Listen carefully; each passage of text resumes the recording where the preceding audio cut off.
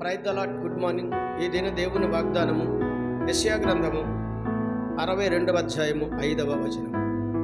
పెండ్లి కుమారుడు పెండ్లి కూతురిని చూసి సంతోషించినట్లు నీ దేవుడు నిన్ను గూర్చి సంతోషించను. అవును, నీ సహోదరి సహోదరుడా, మరి పెండ్లి కుమారుడు ఇహలోకము తను వివాహము చేసుకోబోయే పెండ్లి కుమార్తెను చూసి తనకున్న ఆ యొక్క అందాన్ని బట్టి, తనకున్న ఆ యొక్క ముఖ వర్చస్సును బట్టి, మరి తనకు నచ్చిన విధముగా ఉన్నదని ఆ పెండ్లి కుమార్తెని వివాహం ఆడాలని, పెండ్లి చేసుకోవాలని సంతోషిస్తాడు కదా.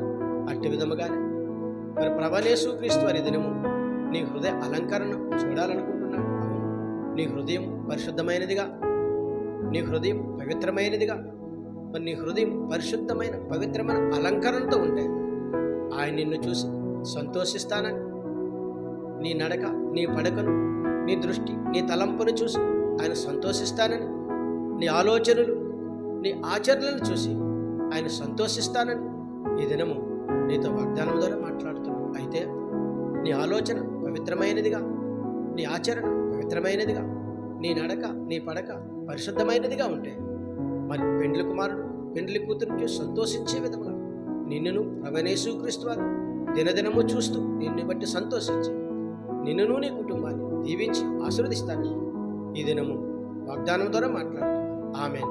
ప్రార్థన చేద్దాం.